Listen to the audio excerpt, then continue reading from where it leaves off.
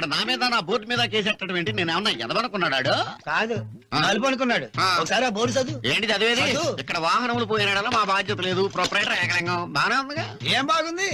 ఇక్కడ పోతే బాధ్యత నీది లేదు, కానీ అక్కడ పోతే బాధ్యత నీదనేగా దీని అర్థం. అయ్య బాబోయ్, ఈ బోర్డులో అంతర్థం ఉన్నా? మరి అయితే వెంటనే బోర్డు మార్చేస్తా. ఎవరు మారుస్తావు?